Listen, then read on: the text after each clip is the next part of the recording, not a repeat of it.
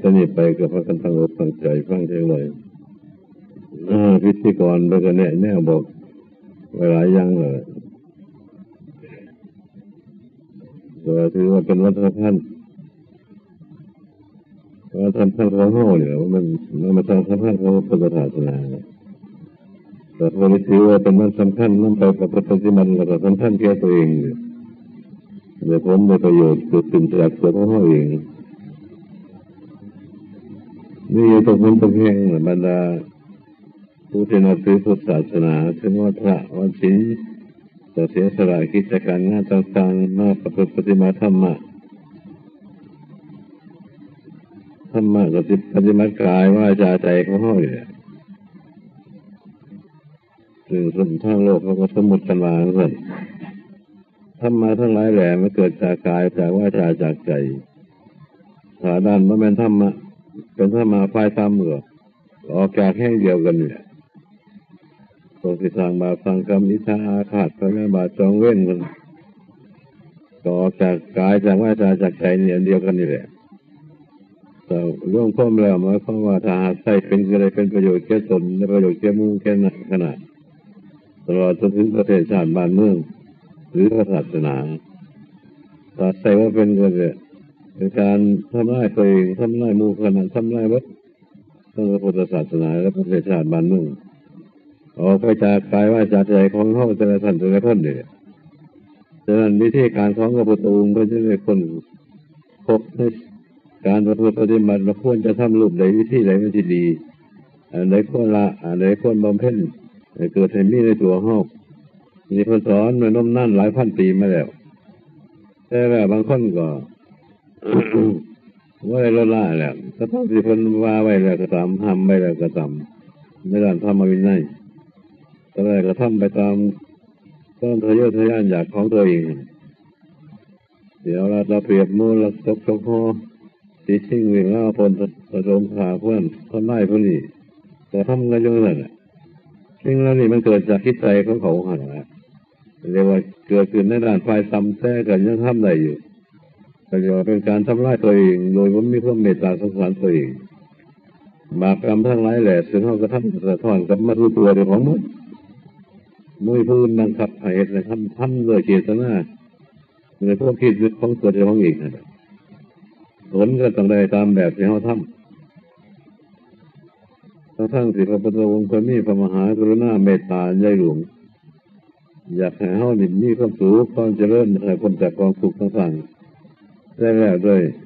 เหตุการณ์ต่างๆคือมันเกิดขึ้นในระหว่างจิตใจของเขาเนี่ยเกี่ยวกับความอยากเกี่ยวกับความอยากได้เกี่ยวกับความบัญญัติเราต้องกระสูดพ้นไปเป็นสร้างกรรมจะกินกรรมเป็นอาหารไม่ได้หรอกมันของทุกอย่างที่สั่งมาในทางสิ่งว่าดีก็เรียกว่าเป็นกรรมในลักษณะของสังหารเนี่ยเป็นปัญจเวทนี่แต่เพราะว่าวิญญาณมันเวทจะเป็นกรรมเป็นเวทแหละเพราะว่าจัดเป็นมนุษยธรรมอันนี้เป็นพื้นฐานของคนนี่อันนี้เขาว่าต่างกันอยากยึดแก่ของคนตอนนี้อยากจะเป็นปฏิบัติธรรมมาสูงขึ้นไปอีกเพราะว่าโลกส่วนที่ดีก็ยังมีอีกหลายโลกออกจากมนุษย์ไปแล้วก็ยังมีเทวโลกเทวะนี่แปลว่าประเสริฐอยู่ในสิ่งที่ดีที่เลิศที่ประเสริฐเรียกว่าสวรรค์เต็มไปด้วยความสุขน่ารับประกันได้แล้วก็ยกฐานะของคิดนี่แหละสิไปงดเว้นจากสิ่งที่ว่าดีจะห้ามไว้แล้วก็พยายามสะสมสิ่งที่มันดีนิดๆน้อยๆก็สะสมมาให้มากหลายครั้งหลายหนมันก็เต็มเป็นใช่ก็ว่าน้ำมันหยดลงไปตุ้มใส่ไหหยดน้ำก็มันก็เต็มตุ้มเต็มไหไปอีก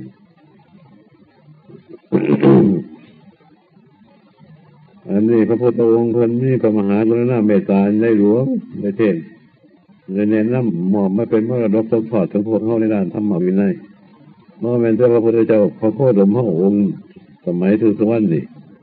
พระพุทธเจ้าองค์ก้อนหลายล้านหลายโกรธจนนับไม่ได้เมื่อว่างละการเดียวกันหมดเพื่อลื้อฟื้นดึงจิตใจของมนุษย์สัตว์ทั้งหลายให้พ้นจากกองทุกข์แต่แล้วคนก็ไม่ได้หันลงไปทางซ้ำอยู่ตลอดสำหรับบางคนอะไรหันลงไปคิดใจเนี่ยมันไม่ชอบในด้านฝ่ายต่ำแต่จะได้เที่ยวดึงขึ้นไปทางสูงเลยวิธีการเขาสอนไว้อย่างดี ทั้งที่มีของดีหมดอยู่ในตัวของเขากายก็มีวาจาก็มีใจก็มีได้ของดีทั้งนั้นแหละแต่ว่าเขาบ่ทำให้ดีเมื่อทำให้เป็นของบ่ดีก็เกิดเป็นของบ่ดีขึ้นผู้ที่ได้เกิดเป็นคนอยู่เป็นของหายากเป็นคนบริบูรณ์สมบูรณ์ด้วยรูปประพันธ์สันฐานด้วยความคิดความอ่านต่างๆผู้เป็นคนบ่สมบูรณ์แบบร่างกายก็ว่าสมประกอบต้องรู้สึกคิดนึกก็ว่าสมประกอบเป็นยังเข้าเทียงกันถ้ามาได้ก็มาได้แต่ผู้ที่สมบูรณ์แบบคือยังโมห่อเนี่ยหัวจังหนาจังหลังหัวจังเกี่ยวหัวจังปวดหัวจังหอดจังหนาวอยู่หัวจังบุญจังบาปอยู่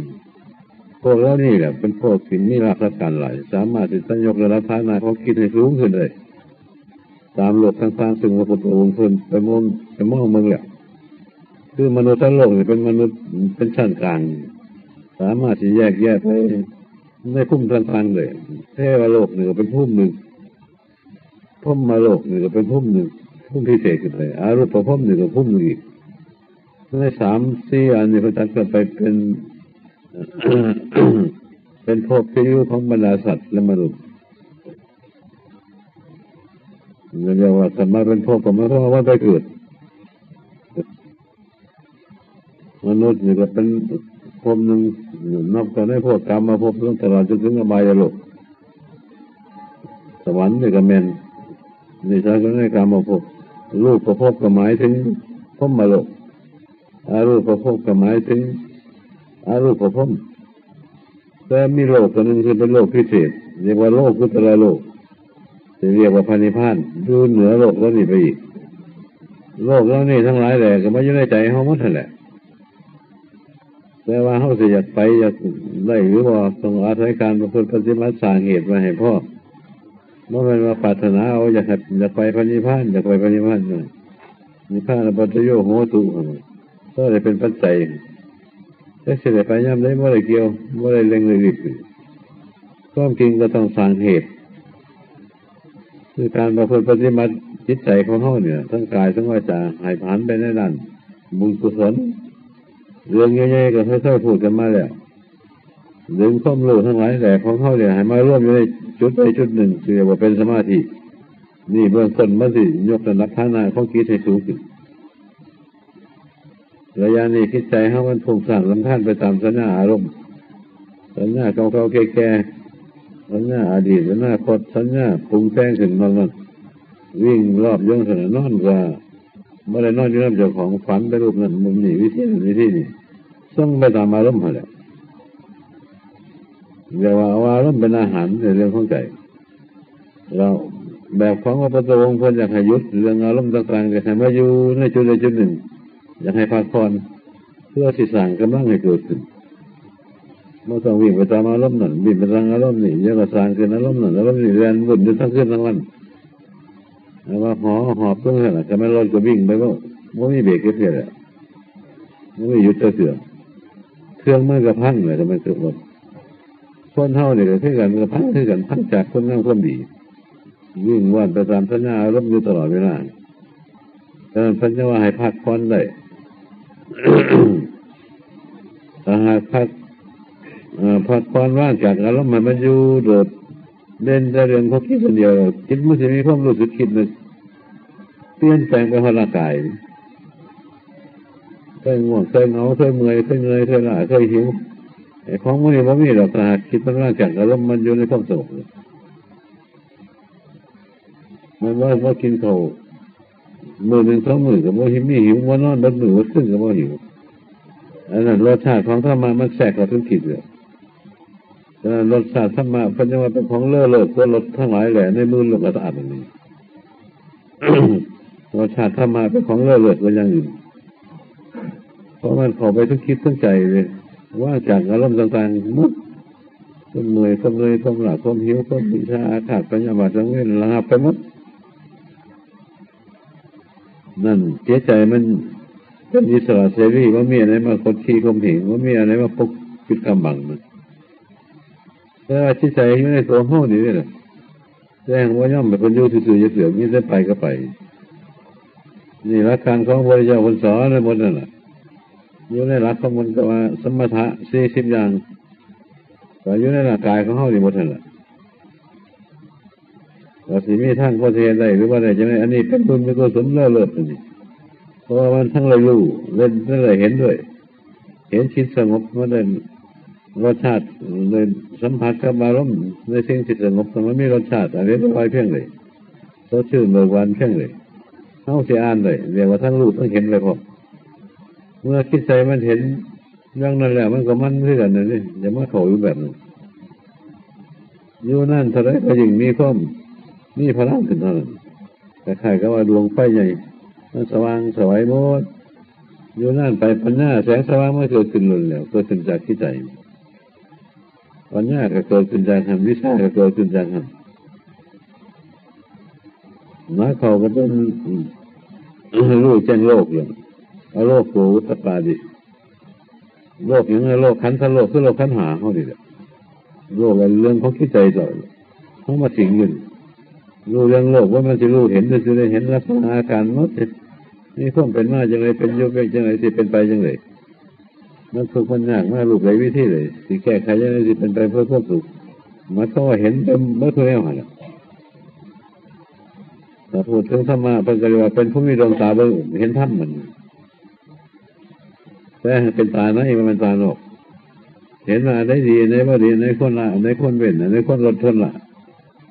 เขาก็แก้ไขได้ตอนตัวมันข้อมของว่าเนี่ยแหละมันมีเรื่องของคิดอย่างเดียวสิไปยุบพบเลยพุ่มเลยก็น้ำเชื่อใจไปเลยเมื่อคิดมันของยิ่งมุ่มเลยแก่เลยถึงพันเดือนมาขี้เหร่เดินมาราคาตันหาอุปทานแล้วก็สิบาไปหรอกมันนั่นก็สามไม่ได้ผู้จักซื้อมันหรอกไม่ได้มันมาเกี่ยวเกาะยังไม่คิดใจกันลดละมันไปหรอกที่น่าหาสร้างแก้ไขแล้วแต่งไว้ยังไงคิดใจมันก็คอยร้อยเด่นขึ้นนั่นแต่มันรู้ข้อจริงแล้วมันว่างเลยหรอกไอ้มันว่าเห็นนี่แหละมันว่าอย่างว่างเงินว่าเห็นของดีว่าเป็นของโมดี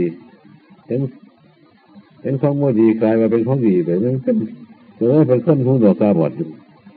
โง่ยังเลือกเราเจ้าว่าวัดตัวเนี้ยว่าอย่างเพราะว่าตามืดนะตาเพราะแข็งตามันแข็งแต่ตาเนื้อทั้งนอกแล้วก็ยังว่าขังอยู่มันต้องมีตาหนึ่งแทรกกันมาอีกตาคือเบื้องถ้ำมันเป็นของละเอียดต้องมีตาหนึ่งเกิดขึ้นมาเกิดขึ้นกับเกิดว่าเนี่ยว่าได้คิดสงบแล้วมันเกิดขึ้นมาเลยแต่มันว่าไปเรียนไปตามสัญญาอารมณ์แล้วเจ้าตัวเป็นผู้ที่เห็นเองเห็นคนอื่นแล้วมันนี่หลุดไหลวิธีไหนนี่เป็นอ่านไปตามลักษณะของเพิ่มรู้ที่มันเกิดขึ้นจากคิดใจจากการปฏิบัติแล้วผู้ใดก็เห็นได้เนี่ยแต่ว่าไม่มีผู้ใดว่าจะเชื่อว่าเห็นมาเป็นหลุดไหลวิธีไหนเห็นมาแล้วก็ตื้นมาง่ายหล่นแล้วอันนี้ก็นี่เป็นบางคนอยู่ก็เห็นไม่แล้วก็มีโม่ไปไหนมันปัญญาเกิดก่อนโลธรรมะหลายถูกดีไปนะนักเขาสมาธิเสื่อมเลยก็มดทาแล้วเชื่อว่าจิตมันฟุ้งไปมันสั่นไปแล้วในเรื่องของมือมันรู้ได้ทุกคน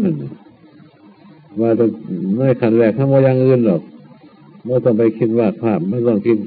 ขาดคะแนนรูปนั้นวิธีนี้ลองมือประพฤติปฏิบัติเอาดำเนินเหตุให้มันเต็มที่ไปเลยไม่ต้องไปวันไม่ต้องไป ขึ้นไปก่อนเมื่อมีเหตุหรือว่าถ้ามันผลแล้วมันพิจารณาออกผลได้เองแต่อยากได้หลายๆก็พิจารณานี่ไม่ได้เลยก็พิจารณาทำไปซึ่งว่าจะของมีหน้าที่ทำก็ทำไปเลยผลมันเกิดขึ้นเป็นตามเหตุของการกระทำมันซึ่งเราเนี่ยอยากให้ผู้อยากให้เห็นรู้เพื่ออะไรเลยพระพุทธเจ้าคนมอบไว้เพื่ออยากให้เขานั่งไปคนไปคิดไปพิจารณามึงเหล่าลงมือปฏิบัติเราเลยเมื่อเป็นเราจะพูดผลิตนี่สิอยากให้ได้ผลบนเห็นมากมีผลเกิดขึ้นได้ไหมเพราะรัฐธรรมะพระจะสอนไว้ปริยัติเนี่ยหมายความว่าศึกษาให้รู้แนวทางในการปฏิบัติเรียกว่าปริยัติทั้งเทศนี่เป็นปริยัติด้วยกันแล้วก็ในปฏิบัติเพื่อลงมือบอกคนปฏิบัติที่จริงจังเขาฟังผู้ยังรวมเลยเมื่อมีการปฏิบัติปฏิเวทคือผลของการกระทำนั้นต้องเกิดขึ้นมาเมื่อเกิดหน่อยก็เกิดหลายขึ้นอยู่กับเหตุนั่นไม่เพื่อให้เห็นเรานอกจากคนเจ้าของที่เห็นอีกมีธรรมะของพระเจ้าสอนมาอย่างดีแต่สมัยนี้เฮียนไปเมื่อถอดประโยค8ประโยค9หอบปริญญา4โทอีกเฮียนไปแล้วเมื่อปฏิบัติมันก็แล้วก็เห็นแล้วป่ะผลมีแต่ผู้รู้ตามสัญญาหลักการของพระพุทธองค์รู้แล้ว แล้วก็ลงมือประพฤติปฏิบัติเพราะสิ่งทั้งหลายที่รู้มันรู้ไปจากกายจิตใจของเขาเลยอาการของกายอาการของจิตใจตัวโยมมันยุ่ยใส่ว่าของมึงแต่ว่าสมาธิว่าปัญญาว่าชาติว่าญาณว่ามันว่าผลมันออกไปจากจิตใจนั้นมันยุ่ยใส่ก็ต้องค้นหามันเลยอย่าว่าเป็นสร้างค้นทั่วทั้งเมื่อตัวเจ้าของตัวเขาเนี่ยเป็นพันธะปิฎกกันรวบไปเลยอันนี้พวกนั้นปฏิบัติก็ถือสั่นไม่ได้ไปเรียนปริยัติยังมากไม่กายกล่องลงมือประพฤติปฏิบัติเอาไว้ทีเดียวเพราะว่าเป็นอาการของในพันธะปิฎกเกิดมันสิพันธะธรรมขันธ์ก็มันโลภไปจากกายว่าจากใจนั้นมันอยู่มันอื่นปฏิบัติตัวนี้ใจมันเป็นผู้จักเองเที่ยวมันจะทำให้กันมันแบบเป็นเกิดประชาติได้ผมได้พุ่มเลยมันเคยไปเพราะเที่ยวล่านรกในเล็กคุ้มเลยมันไปมาแห้งเลยขันเขาไปถึงคิดใจมันย่อมมันสิมันมาบอกให้ยุ่ยหรอก